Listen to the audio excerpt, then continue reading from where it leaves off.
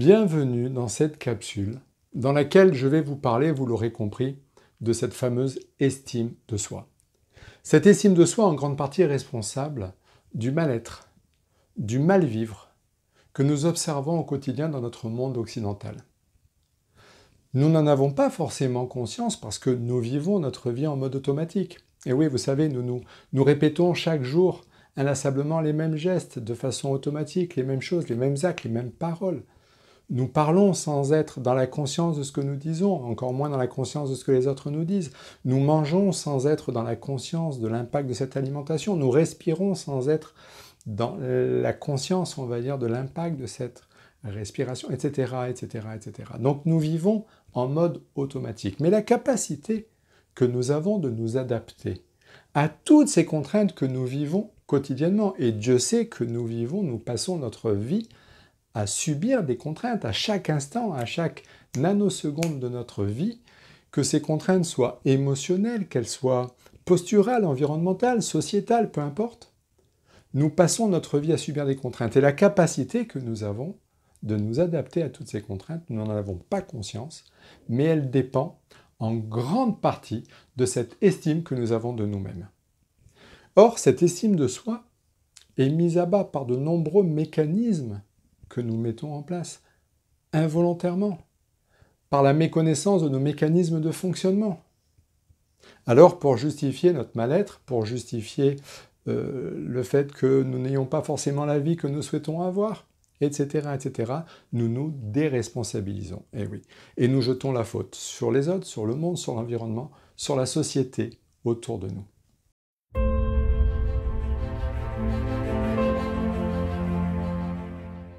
Vous le savez, nous vivons dans un monde où tout va très très très vite. Les médias, Internet, les fast-foods, tout va de plus en plus vite.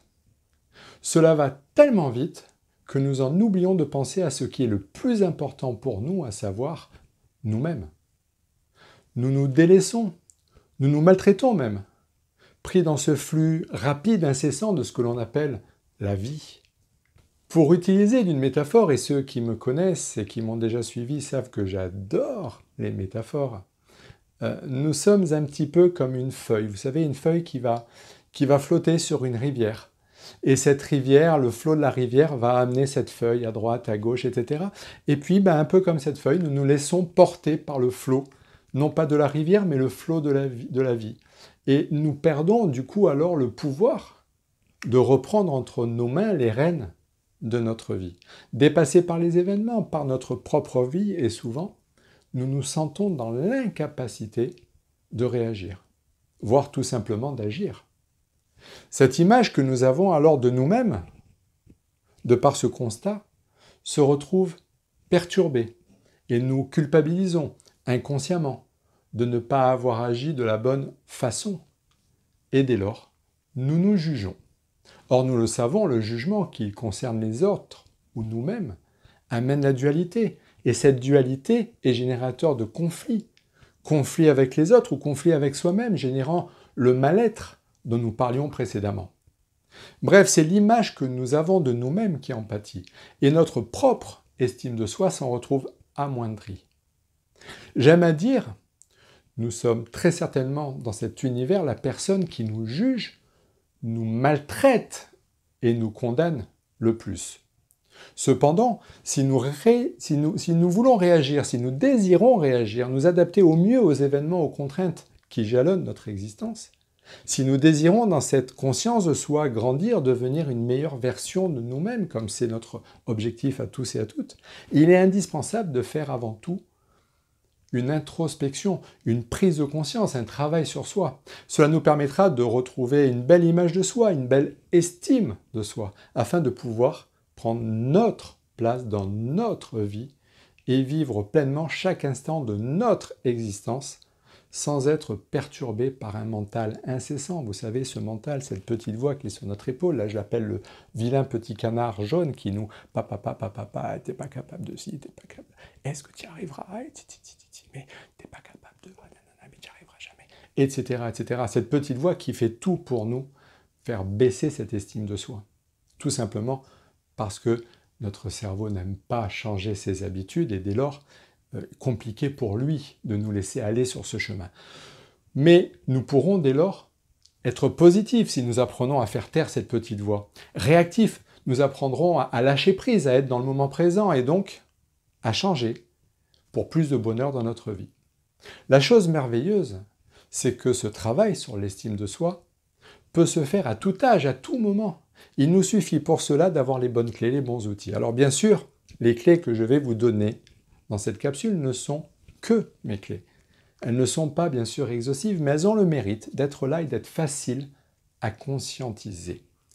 La conscientisation de ces clés permettra de prendre conscience de nos mécanismes de fonctionnement et nous permettront de mettre en place ces changements, ces habitudes, ces pensées, ces paroles, ces croyances.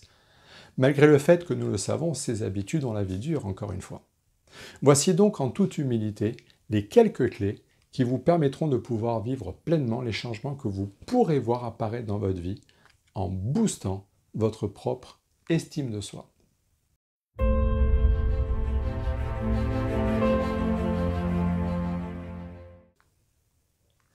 La première clé concerne votre intestin grêle. Pourquoi votre intestin, ce second cerveau, pourriez-vous me dire? Tout simplement parce que, nous le savons, notre intestin est certes un organe de digestion qui a pour rôle le transit, on va dire, et l'assimilation des nutriments, mais c'est aussi et avant tout une glande endocrine. En effet, notre intestin est responsable de 90%, 90% de la sécrétion dans notre corps d'une hormone, une de ces 4 neurohormones du bonheur, à savoir la sérotonine. Vous savez, nous avons 4 neurohormones majeures qui sont sécrétées par des push de cortisol. Olivier Madelrieux nous en parle très bien. La sérotonine, l'ocytocine, la dopamine et les endorphines. Et cette sérotonine est donc une des 4 de ces 4 neurohormones qui est justement l'hormone de la fierté, l'hormone de l'estime de soi, la fierté, le sentiment de fierté. Alors, comment prendre soin de son intestin et donc prendre soin de la sécrétion de sa sérotonine? Il est important de voir cette prise en charge au travers de 2 de nos besoins fondamentaux. Le premier, c'est la respiration. Le deuxième, c'est l'alimentation. La conscientisation de ces 2 besoins nous permet de changer la vision que nous en avons et donc d'impacter la physiologie de notre intestin. Parlons tout d'abord de la respiration. Si vous avez suivi mes vidéos sur la respiration, vous le savez, le mouvement diaphragmatique de l'inspiration et de l'expiration, le diaphragme qui va monter et qui va descendre, le diaphragme descend, se contracte sur l'inspiration et remonte, se relâche sur l'expiration. Ce mouvement, toutes les 10 secondes à peu près, va venir impacter l'intestin, ce fameux tuyau de 7 mètres de long en moyenne qui se trouve sous le diaphragme et qui, pour pouvoir se caser là-dedans, forcément est très plicaturé. Et dès lors que je vais inspirer et souffler, mon diaphragme en descendant et en remontant va venir fermer sur l'inspiration et ouvrir sur l'expiration ce que l'on appelle les anses intestinales. Et c'est cette ouverture et cette fermeture de ces anses intestinales qui permettra donc le transit du bol alimentaire. Et oui, en effet, le bol alimentaire descend tout seul par un mouvement automatique qu'on appelle le péristaltisme intestinal. Et c'est cette ouverture et cette fermeture qui viendra créer une espèce de massage de notre intestin et qui permettra le transit, parce que quand ça s'ouvre, ça passe, et quand ça se ferme, c'est ralenti. Et quand ça s'ouvre, ça passe, et quand ça se ferme, ça ralentit, etc. Et donc, c'est ce bon transit intestinal qui permet entre autres une intégrité du complexe intestin-microbiote. Et dès lors que vous êtes dans une respiration paradoxale, c'est-à-dire une respiration inversée, ce qui touche, nous le savons, et je le dis très souvent, plus de 90% de la population, dès lors que nous allons être dans une respiration dite paradoxale, nous allons avoir des spasmes au niveau du diaphragme avec une inversion et un gainage qui vont faire que, tout simplement, mes anses intestinales vont être fermées. Et si mes anses intestinales sont tout le temps fermées, mon bol alimentaire est tout le temps ralenti. Et si mon bol alimentaire est tout le temps ralenti, que va-t-il se passer? Ça va venir générer des gaz parce que mon transit, au lieu de transiter sur 3-4 heures dans l'intestin, va mettre à peu près 5 heures, 6 heures, 7 heures, voire plus pour pouvoir transiter. Et dès lors que mon transit, on va dire, est ralenti, le bol alimentaire va commencer à fermenter en faisant des gaz qui sont très très souvent des gaz hydrogénés, tout simplement de par la consommation ou la surconsommation de protéines dans laquelle nous sommes. Et ces gaz hydrogénés vont venir impacter tout simplement notre microbiote, notre complexe intestin microbiote en venant faire tout simplement un génocide au niveau de ces bactéries intestinales qu'est plutôt notre microbiote. Parlons maintenant du second aspect, à savoir notre alimentation. Et quel est le lien entre l'estime de soi et l'alimentation, me direz-vous? Notre alimentation influera toute notre neurophysiologie viscérale et intestinale. Cela se fera au travers de différents aspects. Tout d'abord, nous passons notre temps à nous maltraiter au niveau de notre alimentation. Et nous le savons, l'OMS le dit, 75% minima des pathologies dites de civilisation sont liées à nos modes alimentaires. Or, notre cerveau, la fonction majeure de notre cerveau, c'est notre survie. Dès lors que notre cerveau a pour rôle une survie de notre corps et que nous passons notre temps à venir l'abîmer, il y a une espèce de conflit qui se met en place qui fait que on ne peut pas se respecter, encore une fois, quand on ne s'aime pas et quand on passe son temps à se maltraiter, on ne s'aime pas. Donc, plusieurs aspects au niveau de l'alimentation. Tout d'abord, la quantité de pesticides qui sont présents dans les fruits, dans les légumes, qui viendront détériorer notre microbiote. Et oui, les pesticides sont faits pour tuer les bactéries à l'extérieur. Quand vous avalez des pesticides, forcément, c'est jour de fête pour ces derniers. Ça vient détruire les centaines de milliers, de milliards de bactéries, de bonnes bactéries qui viennent peupler votre intestin et qui sont vitales pour nous. Donc, ces pesticides vont avoir un effet délétère et pourtant nous avons moyen très facilement de les retirer, tout simplement par un phénomène très simple, qui est le phénomène du trempage. Et oui, en effet, un pesticide va pénétrer dans un fruit, dans un légume, tout simplement parce qu'il est attiré par l'eau. C'est pour ça qu'il est non plus sur la peau, mais dans le fruit. Si vous voulez le faire ressortir, le meilleur moyen, c'est de le faire tremper. C'est juste une directive, c'est une obligation légale, par exemple, dans les restaurants collectifs. Mais nous ne le faisons pas pour nous. Donc, première chose, faisons tremper nos fruits, nos légumes pendant quelques dizaines de minutes, juste pour désengorger, pour que les pesticides soient attirés à l'extérieur par la plus grande quantité d'eau autour du fruit et du légume. Donc un trempage. De plus, la surconsommation de protéines animales aussi, qui viendra acidifier le pH de notre intestin. Et oui, nous le savons, nous ne pouvons digérer, les protéines animales ne peuvent être digérées que si elles sont dans un pH acide. Or, l'intestin que nous avons est censé être un intestin avec un pH neutre quasiment, voire légèrement alcalin. Pourquoi? Parce que c'est cet équilibre acido-basique qui vient permettre à notre microbiote de vivre.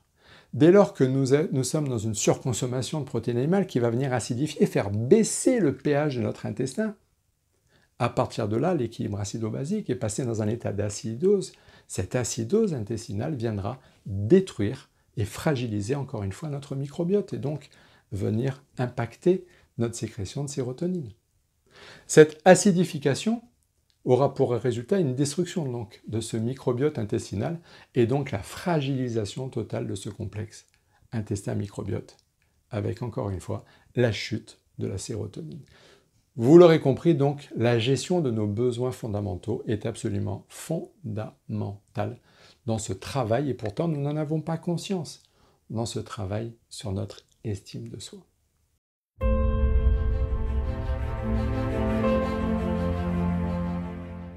La deuxième clé de cette prise de conscience concerne la conscience de ses propres valeurs. Notre estime de soi est très liée à la façon dont nous respectons ou pas nos propres valeurs. Le problème, et je l'observe très fréquemment en séminaire, c'est que bon nombre de personnes n'ont pas conscience de leurs propres valeurs. Lorsque je leur demande de lister une dizaine de valeurs les caractérisant, elles sont souvent incapables d'en trouver plus de 4 ou 5. Alors je vous pose la question, qu'est-ce que nos valeurs? Nos valeurs, ce sont les principes les plus essentiels à nos yeux, ce sont celles que nous avons assimilées ou développées et qui nous poussent à agir de telle ou telle manière dans la vie. Notre vie, celle que nous construisons et nos agissements, sont totalement réglés par ces dernières. Elles nous donnent une certaine idée de la réalité, elles provoquent notre manière de voir, de concevoir les choses et de penser. Tout ce que nous pensons et tout ce que nous mettons en place dans notre vie, nous le faisons bien sûr au travers du filtre de notre système de valeurs, et cela de façon totalement inconsciente. Notre problème vient du fait que, encore une fois, nous n'avons pas forcément conscience de ce système.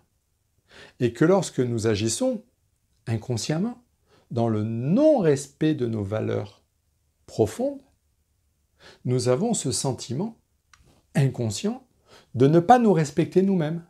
Nous perdons toute estime pour nous-mêmes.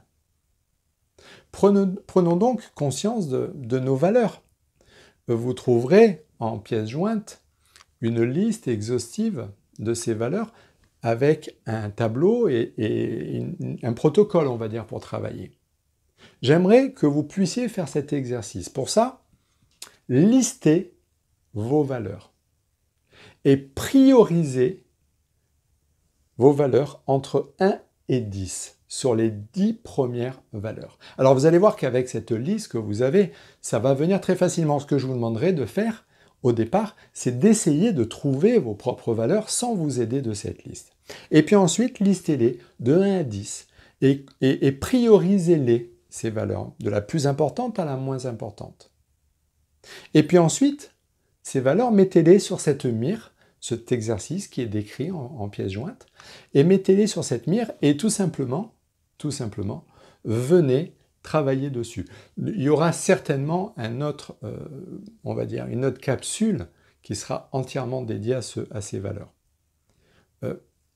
Mais surtout, posez-vous la question de savoir si vous n'avez pas agi dans le non-respect de certaines de ces valeurs ces derniers jours. Imprimez donc les supports concernant l'exercice sur les valeurs, faites-le et si vous observez une ou des valeurs non respectées, décidez tout simplement d'y remédier et d'honorer cette ou ces valeurs non respectées dans les jours à venir et vous verrez que cette estime de soi remontera, on va dire, de façon conséquente dans votre vie.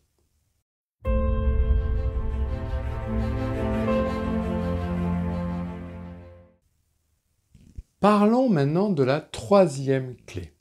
Une clé fondamentale dans ce travail sur l'estime de soi. Cette clé, c'est faites fi de votre passé. Quand je dis faites fi de votre passé, je ne vous dis pas de l'ignorer, de faire comme s'il n'existait pas. Je vous dis juste de faire la paix avec ce passé et de vous pardonner vos propres erreurs. Vous savez, nous sommes 7 milliards et demi, presque 8 milliards d'âmes sur cette planète et nous sommes presque 8 milliards à avoir des vécus différents. Pour bon nombre d'entre nous, nous avons des moments difficiles, voire douloureux. Si nous avons eu des moments de joie, d'euphorie, nous avons tous eu aussi notre part de moments de tristesse, de peur, de rancœur, de jalousie ou d'autres émotions négatives. J'aimerais vous poser une question. Si vous regardiez un film désastreux, en streaming ou en DVD, vous viendrait-il à l'idée de le regarder encore, et encore, et encore, et encore, de façon permanente, tous les jours, tous les soirs, tous les soirs, tous les soirs avant d'aller vous coucher? Certes non, vous en conviendrez. Une seule fois suffirait, et vous vous diriez, stop, ce film je ne le regarde plus. Alors pourquoi est-ce que la plupart des gens le font-ils avec le film de leur vie? Nous avons tendance à avancer dans notre vie en focalisant notre attention sur notre passé, sur ce que nous avons fait, et nous nous jugeons en permanence. Nous n'aimons pas forcément notre passé, ce que nous avons fait, nous nous jugeons, et pourtant, nous passons notre vie à regarder dans le rétroviseur de notre vie. C'est un petit peu comme, vous savez, Amal disait, nous avons construit des voitures avec un grand pare-brise et des petits rétroviseurs. C'est pour regarder principalement dans le grand pare-brise vers l'avant et de temps en temps dans les petits rétroviseurs. Quand nous conduisons non pas notre voiture, mais le véhicule de notre vie, c'est-à-dire nous-mêmes, nous faisons l'inverse. Nous ne regardons jamais, quasiment jamais, dans le pare-brise et nous passons notre vie à conduire avec les yeux dans le rétroviseur ou dans les rétroviseurs, à agir en fonction de ce que nous avons fait avant, du passé. C'est absolument fondamental de ne pas regarder dans le rétroviseur de notre vie. Tout comme un automobiliste ira percuter le seul arbre au présent lorsqu'il perd le contrôle de son véhicule dans un virage en focalisant son attention sur l'arbre qu'il veut éviter à tout prix, et non pas sur la sortie du virage, nous ferons la même chose, nous irons irrémédiablement reproduire dans nos vies nos erreurs si nous focalisons notre attention sur les rétroviseurs et sur les erreurs passées. Comme un pilote de rallye, nous prendrons l'obstacle si nous mettons notre attention sur cet obstacle. En faisant ainsi, en regardant dans ces rétroviseurs, nous nous créons une image négative de nous-mêmes qui certainement fera chuter notre propre estime de nous. Alors dites-vous une chose, dites-vous que c'est grâce à ce passé que vous êtes qui vous êtes aujourd'hui. Ce sont justement ces erreurs passées qui ont fait qui vous êtes aujourd'hui. Et ne laissez pas le défaitisme vous empêcher de transformer votre vie. Ne laissez pas ces rétroviseurs venir perturber votre conduite. Mettez le focus sur le pare-brise. Dites-vous que c'est notre façon de réagir à ces expériences passées qui ont façonné notre vie. Et n'oubliez jamais que le succès est le fruit d'un bon jugement. Qu'un bon jugement est le fruit de l'expérience. Et que justement, l'expérience est le fruit de nos erreurs passées. Alors faisons la paix avec notre passé. Pardonnons-nous nos erreurs. Excusons-nous d'avoir fait ces erreurs qui nous ont façonnés. Et surtout, plus que tout, ne nous jugeons pas négativement. Focalisons nos pensées sur ici, maintenant. Et ainsi, notre estime de soi pourra à nouveau grandir et devenir pleine et entière.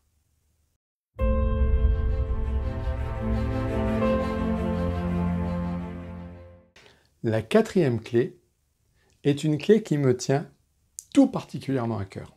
Cette clé, c'est prenez soin de vous et de vos besoins fondamentaux. De la même façon que nous entretenons notre voiture, si nous souhaitons qu'elle puisse rester belle et donner toute sa potentialité, nous devons donc prendre soin de nous, de notre corps.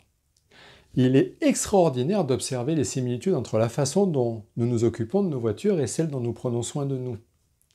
Si nous passons notre vie à nous maltraiter physiologiquement, comment pouvons-nous nous respecter et avoir une belle image de nous? Je reprends le cas de la voiture. De nombreuses personnes sont capables de nettoyer, d'astiquer toutes les semaines leur voiture extérieurement, de les passer au nettoyage, je le vois régulièrement dans la station de nettoyage, de les lustrer pour qu'en apparence, elles soient belles. Par contre, elles seront capables de donner une mauvaise essence, issue de la grande distribution, parce que moins cher, une huile de mauvaise qualité achetée en grande surface, ou d'oublier ou de laisser passer les dates de contrôle moteur, tant que leur voiture reste belle extérieurement. Pourquoi je prends cet exemple de la voiture? D'abord parce qu'il est très fréquent, mais surtout parce que nous faisons cela pour de nombreuses choses. Notre voiture, notre maison est bien sûr nous-mêmes. Nous faisons du sport pour rester svelte, pour rester musclés. Nous nous épilons, nous nous maquillons, nous achetons de beaux vêtements pour être séduisants ou séduisantes. Nous allons chez le coiffeur, chez l'esthéticienne. Mais nous oublions de prendre soin de nous à l'intérieur, physiologiquement. Ce n'est pas important. Vous le savez peut-être, si vous suivez mon travail, notamment concernant notre capacité d'adaptation, nos piliers alimentaires, notre hydratation ou notre respiration. Nous passons notre vie à nous maltraiter, et très souvent de façon involontaire. Nous pensons bien respirer, mais plus de 90% d'entre nous respirons de façon paradoxale, j'en ai parlé juste avant. Nous pensons bien nous hydrater, mais pour 85% d'entre nous, nous sommes déshydratés. Nous pensons bien gérer notre alimentation, ce qui n'est pas le cas pour plus de 90% d'entre nous, malgré le fait du bio, du végétarisme ou autre prise de conscience. Ne pas confondre manger sainement et manger équilibré. Pourquoi? Tout simplement parce que nous ne prêtons pas attention aux fondements même de l'alimentation. Les fondements de l'alimentation, c'est quoi? C'est respecter les aspects toxiniques. Je vais juste en parler. C'est quoi aussi les fondements? C'est tout simplement de faire attention à notre équilibre acido-basique. Tout ça sont des choses dont je reparlerai au travers de capsules, etc., de façon plus décrite. Mais déjà, vous aurez quelques supports au niveau du support de cette capsule. C'est donc notre équilibre acido-basique, c'est de respecter nos index glycémiques pour ne pas faire monter la glycémie afin d'éviter les pics d'hypercortisolémie.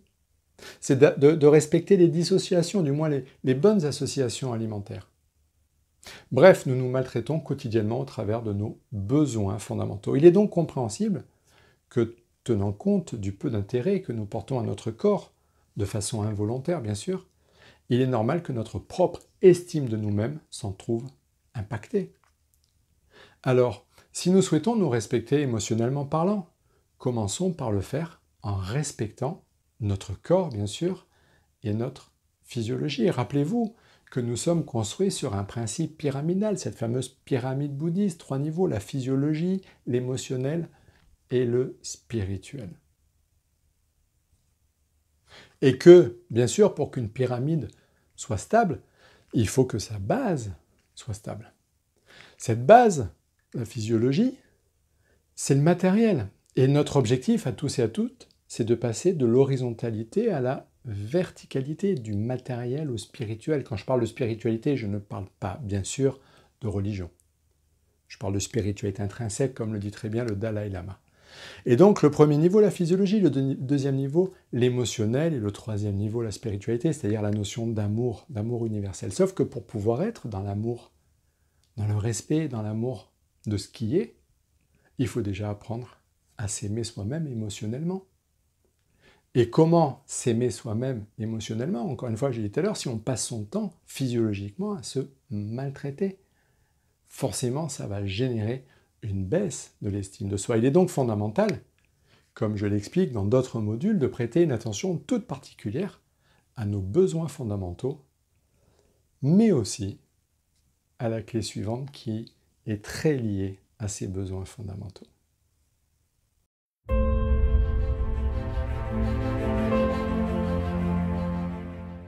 Cette clé, la cinquième, c'est bien sûr de faire attention à votre posture et à votre attitude. Comme les pères fondateurs de la programmation neurolinguistique, la PNL, le disaient, l'un des premiers leviers du travail sur soi permettant de renforcer notre estime de soi est certainement notre posture. Nous savons que l'état émotionnel dans lequel nous sommes déterminera la posture dans laquelle nous sommes. Il est peu probable qu'une personne déprimée, ayant une mauvaise image d'elle-même, une mauvaise estime d'elle-même, se propulse bien droite, les épaules dégagées, la poitrine en avant. Au contraire, nous retrouverons certainement cette personne la tête basse, les épaules voûtées et le dos rond. C'est juste la posture qui est en adéquation avec ses états émotionnels. Nous devons prendre conscience donc que dans un cas comme dans l'autre, notre posture, si nous la modifions, impactera notre état émotionnel et la vision que nous avons de la vie et de nous. Cela va dans les deux sens, la posture. L'émotionnel impacte la posture impacte l'émotionnel. Les travaux de Amy Cuddy est une célèbre psychologue américaine qui a notamment fait une conférence et qui a fait des travaux à Harvard en 2010 sur l'impact de la posture, a mis en évidence que quand nous étions dans des postures fermées, le taux de testostérone baisse de 10%. Le taux de cortisol, cette fameuse hormone du stress, monte de 15%. Mais plus que tout, et c'est en lien avec cette capsule, l'estime de soi que l'on a chute de 26%. Par contre, dès lors que nous passons 2 minutes en posture ouverte, la tête levée, le menton levé, un sourire sur le visage et les bras ouverts, pendant 2 minutes, style sur notre canapé par exemple, ou à notre bureau, l'inverse se produit, l'estime de soi remonte de 26%, le cortisol chute de 25% et la testostérone remonte de 20%. Tout cela est possible simplement par la modification des processus chimiques et électriques dans notre corps. Si vous avez suivi mes capsules sur la posture et les fascias, vous comprendrez, et l'hydratation, vous comprendrez pourquoi. Ainsi donc, si nous désirons booster notre estime de soi, nous pouvons agir sur notre posture en la modifiant volontairement et ce, de façon consciente. Et quand je dis de façon consciente, je sous-entends en y mettant la bonne intention, en étant donc conscient du pourquoi vous le faites. Faites l'expérience tous les matins de volontairement démarrer votre journée en affichant encore une fois un magnifique sourire en conscience sur votre visage. Et puis dès que vous êtes debout, pensez à vous redresser, à regarder en l'air, toujours avec un sourire sur votre visage et surtout plus que tout sans vous juger et en y mettant un sens, en sachant pourquoi vous le faites. Et vous verrez que ces petits riens, ces petits changements au niveau de votre posture, et si vous regardez ces capsules que j'ai faites dessus et sur les fascias et sur l'eau, vous comprendrez pourquoi, vont venir impacter, ces modifications vont venir impacter grandement la qualité de votre journée et surtout la qualité de votre estime de soi.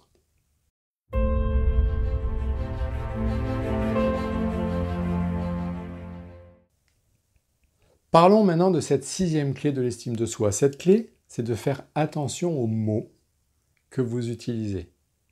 Mais quand je parle des mots que vous utilisez, c'est pas tellement vis-à-vis des autres, c'est surtout vous concernant vous-même.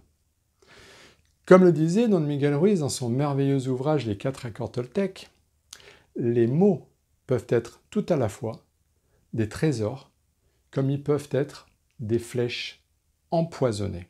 Nous n'avons pas conscience de l'importance des mots que nous utilisons au quotidien, soit au travers de notre parole, soit au travers de nos pensées.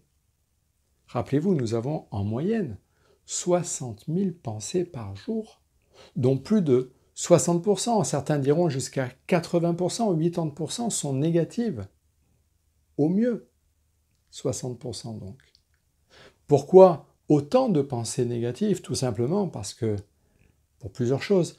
D'abord, le vocabulaire que nous utilisons, il faut savoir que dans notre langue de Molière, il existe beaucoup plus de mots dans notre dictionnaire pour traduire des émotions négatives que de mots pour traduire des émotions positives. Pour traduire le mot amour, 14 mots. Pour traduire les mots haine, rancœur, jalousie, plus de 50, 60 mots.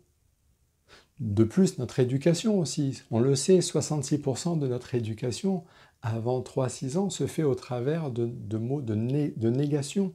Ne fais pas ci, ne fais pas ça, etc., etc. Voici donc ce que nous avons au quotidien dans notre esprit. Ces pensées, si celles-ci sont négatives, nous comprenons facilement que lorsque nous les utilisons pour nous-mêmes, pour nous décrire, pour parler de nous, ces mots, cette communication, il devient normal que l'image que nous avons de nous-mêmes en pâtisse et que notre estime de soi baisse. Combien parmi nous utilisons des mots tels que Oh, je suis trop nul. Je n'y arriverai pas. Quel imbécile je suis. Je suis trop ceci, je suis trop cela. Je suis trop gros, je suis trop grosse. Etc., etc., etc. Bref, vous l'aurez compris, autant de mots gentils et valorisants que nous utilisons au quotidien pour nous décrire. Imaginez-vous l'image que notre cerveau a de nous. C'est quelque chose d'absolument extraordinaire. Pourtant, lorsque vous parlez à une personne aimée, un conjoint, un enfant, vous utilisez souvent des mots valorisants tels que oh, « tu es beau, tu es belle »,« tu es fort, tu es forte »,« tu es intelligent, tu es intelligente »,« oh, qu'est-ce que je t'admire », etc., etc., etc. « Qu'est-ce que je t'aime ». Qui ne connaît pas le « chérie, je n'ai pas grossi ». Ouais, ça, c'est quelque chose, j'adore cette comparaison. Qui ne connaît pas le « chérie, je n'ai pas grossi ces derniers temps ». Et la merveilleuse réponse en retour « mais non, mon amour, tu le sais, tu es magnifique ». C'est-à-dire, nous passons notre temps à utiliser des mots valorisants pour les autres. Nous savons très bien les utiliser pour les personnes que nous aimons, alors qu'il en est très différemment pour l'être le plus cher que nous ayons, c'est-à-dire nous-mêmes. Notre cerveau est pourtant programmé pour notre survie, pour notre bien-être, en toute priorité.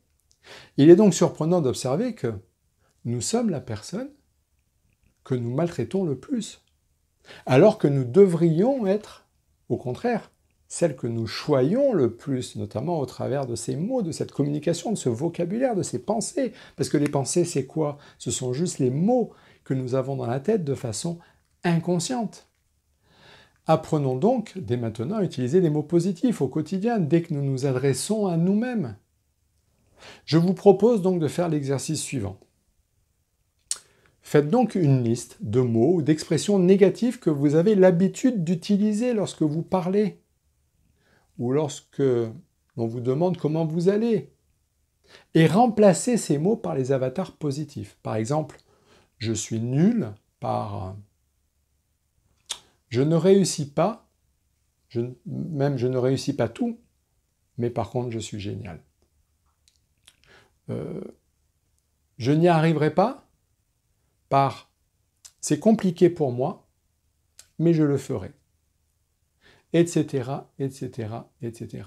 Vous l'aurez compris, vous savez maintenant comment faire et comment utiliser des termes positifs à votre sujet. J'aimerais juste vous dire quelque chose supplémentaire. Je vous ai dit, essayez de comprendre, de trouver les mots que vous utilisez. Le problème, c'est que très souvent, on voit la brindille dans l'œil des autres, mais on ne voit pas la poutre dans ses propres yeux. Donc ce que je vais vous demander de faire, c'est demander aussi à quelqu'un autour de vous, à un proche, à un ami, une amie, tout simplement un conjoint, une conjointe, de vous dire quels sont les mots que ces personnes ont l'habitude d'entendre sortir de votre bouche. Parce que vous allez voir qu'on ne se rend pas forcément compte soi-même des mots qu'on utilise. Par contre, les autres autour de nous sont beaucoup plus objectifs concernant cela et pourront nous dire réellement les mots et les termes que nous utilisons. Et à partir de là, à partir de ces mots qu'ils vont vous donner, trouvez les avatars, mettez-les sur papier, affichez-les, collez-les dans la maison et chaque fois que vous vous surprenez à utiliser ces termes négatifs, transformez immédiatement en avatar positif.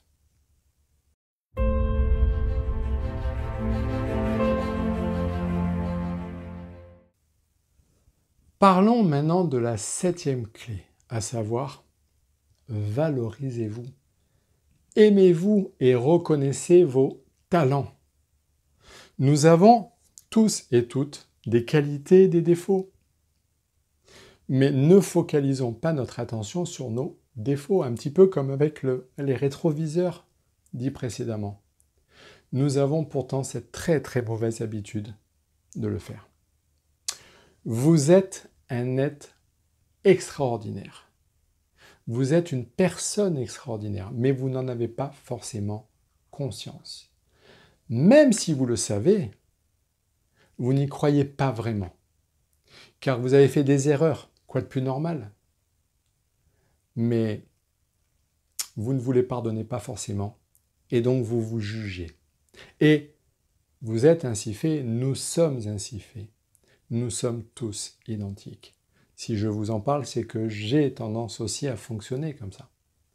Encore une fois, nous sommes la personne qui nous juge le plus.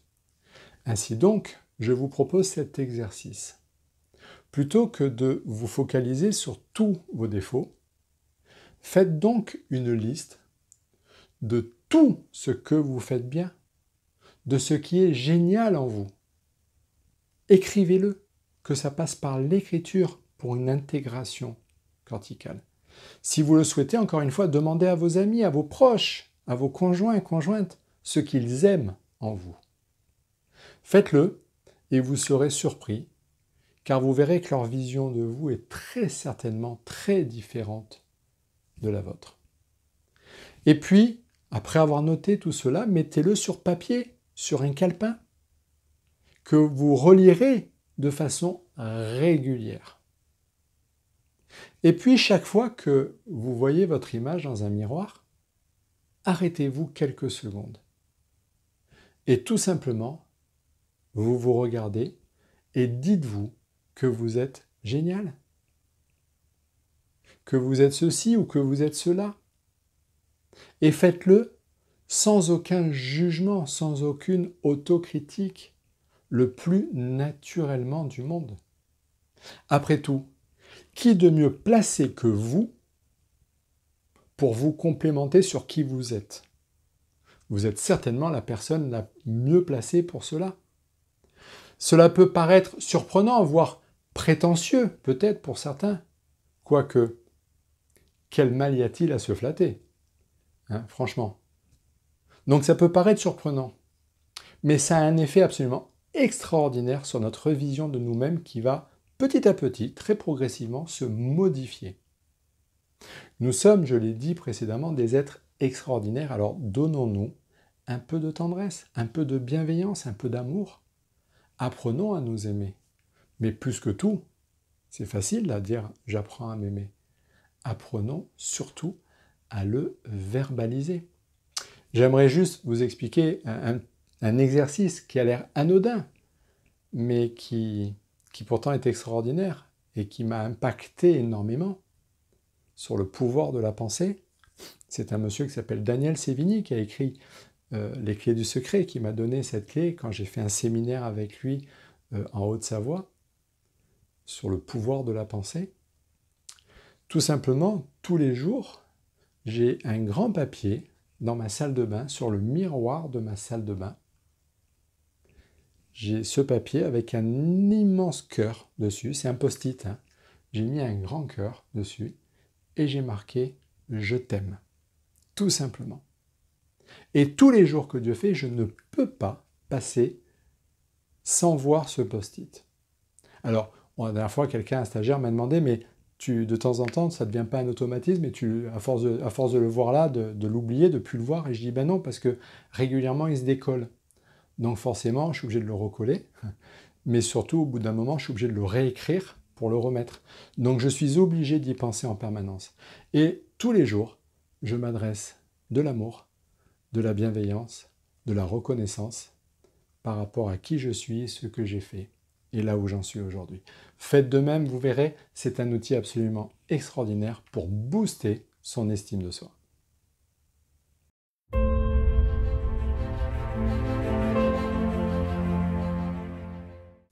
Mais si on n'enclenche pas le premier pas, Enfin, la dernière clé, c'est de visualiser vos objectifs pour pouvoir les atteindre petit à petit. Paris, nous le savons, ne s'est pas fait en un jour. De la même façon, pour courir un marathon, il est nécessaire de faire un premier pas, et puis un second, et les autres suivront. Je vais d'abord courir 100 mètres, puis après 1 kilomètre, et puis 2 kilomètres. Et petit à petit, les choses vont se faire. Mais si nous n'enclenchons pas ce premier pas, aussi anodin soit-il, nous ne pourrons jamais aller de l'avant. Il en est exactement de même dans notre vie. Si nous essayons d'arriver tout de suite à l'objectif final, nous risquons de nous essouffler, de perdre pied, de ne pas y arriver, comme pour un marathon. Si j'essaye de courir tout de suite alors que je n'ai jamais couru de ma vie 42 km 195, je vais tout de suite m'écrouler au bout de quelques centaines de mètres, voire au bout de quelques kilomètres. Pourquoi? Parce que l'effort est trop important. Et donc, je vais m'écrouler, et puis là, mon estime de moi va s'écrouler en même temps que moi, en disant « je n'y arrive pas, je suis nul, tatati, tatata ». Par contre, si je vais courir d'abord 1 kilomètre, quand j'ai couru mon 1 kilomètre, waouh, je regarde, j'ai dit « ah, putain, j'ai couru 1 kilomètre, trop fier ». Et puis, 3 jours après, je vais courir 1,5 km. Et je vais dire « waouh, j'ai tenu 1,5 km. Ah, trop bien !» Et puis petit à petit, comme ça, je vais monter. Et à chaque fois, mon estime, pam, pam, putain, j'y arrive, j'y arrive. Ah, et puis non seulement j'y suis arrivé, mais j'ai fait un meilleur temps, etc. Et puis petit à petit, on y arrive et in fine, on ira courir notre marathon. Mais en plus, avec une estime qui est restée très élevée. Alors que si on essaye de faire tout de suite, on se casse la figure. Et là, l'estime de soi, waouh, autoflagellation. Et là, les mots terribles, les pensées terribles, etc. Donc, si on essaye d'y arriver tout de suite à l'objectif final, on risque de s'essouffler, de perdre pied et de ne pas y arriver. Ce faisant, nous nous jugerons, nous nous condamnerons, comme nous sommes tellement doués et habitués à le faire. Vous savez, notre petite voix, celle dont je parlais tout à l'heure, sur notre épaule, notre ego, n'aura de cesse de nous rabâcher que nous sommes incapables, que nous sommes incompétents dans ce domaine, que nous aurions mieux fait de nous contenter de ce que nous savions faire, de ce que nous avons, de ne pas rêver, etc., etc., etc. Bref, l'image que nous avons de nous-mêmes s'en retrouvera dévalorisée. Pour éviter de rentrer dans ce processus de dévalorisation, prenez pour habitude d'avancer un pas après l'autre. Fixez-vous un objectif à court terme. Visualisez-le. Et imaginez que vous êtes arrivé à cet objectif. Quand vous le visualisez, vous y êtes, vous l'avez atteint. Comment vous sentez-vous quand vous visualisez cette scène? Comment vous l'imaginez, cette scène? Mettez-vous en action pour réaliser ce premier petit pas derrière, pour atteindre les mêmes sentiments. Mais c'est très important parce que, pourquoi je vous parle de ça? Parce que dès lors que vous allez le faire de façon virtuelle, vous savez, notre cerveau limbique, encore une fois, ne fait aucune différence entre le virtuel et la réalité. Dès que vous l'aurez visualisé, dès que vous aurez généré les émotions, dès que vous l'aurez ressenti, vous allez mettre en place tout simplement des mécanismes électriques, neuro-hormonaux, etc., qui permettront à toute votre physiologie de pouvoir réaliser ce premier petit pas. Et une fois que celui-ci sera réalisé, valorisez-vous, congratulez-vous, applaudissez-vous, vous êtes génial. Et vous pouvez dès à présent faire votre deuxième pas. Et puis vous continuez, ainsi de suite, pas après l'autre. Et votre estime de vous sera ainsi toujours revalorisée. Et vous ne pourrez certainement pas vous mettre en situation d'échec. Parce qu'on ne peut pas être en situation d'échec quand on a une bonne estime de soi. Et même si l'échec arrive, il n'a absolument pas du tout le même impact. Parce que, quand bien même, si cela arrivait un jour, l'échec, dites-vous que ce ne sera pas un échec, mais que ce sera une expérience. Lorsque je fais mes séminaires, j'explique toujours aux stagiaires que dans tout ce que j'enseigne, il ne faut surtout pas vouloir changer tout d'un coup. Je leur dis, sur le même principe que ce que je viens de vous dire, de changer peut-être 20% de leurs habitudes. Ce n'est pas grand-chose, 20%. Mais quand on y arrive, et on y arrive facilement, on se sent valorisé d'avoir atteint ses objectifs et de l'avoir fait. De plus, rappelez-vous, le fameux principe de Pareto, 20% vont impacter 80% de notre vie. Par contre, si l'on veut tout changer dans sa vie, très rapidement, c'est ce que la plupart des stagiaires me disent, hein, mais quand je rentre chez moi, j'arrête de faire ci, j'arrête de faire ça, je vais vider mon frigidaire, je vais manger différemment, je vais faire attention à ci, je vais en parler avec mon mari, avec ma femme, avec mes enfants, non, on va tout changer. Non. Et je leur dis, surtout pas, ne faites surtout pas cette erreur. Parce que si on veut tout changer dans sa vie très rapidement, on perd pied. Et on se retrouve à revivre très rapidement sa vie d'avant, avec ses mêmes habitudes, et donc la même dévalorisation, intellectuelle. Ainsi, notre mental peut nous juger et notre estime de soi va s'en retrouver diminuée. Alors faites, comme je vous l'ai dit, faites-le pas à pas et prenez conscience de la personne extraordinaire que vous êtes.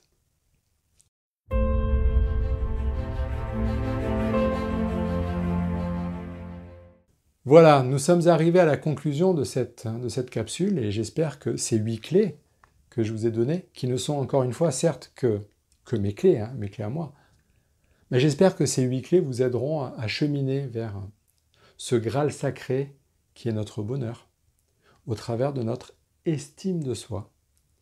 Et cette estime de soi est sans conteste un des fondements, un des piliers majeurs de ce cheminement vers notre bonheur. Voilà.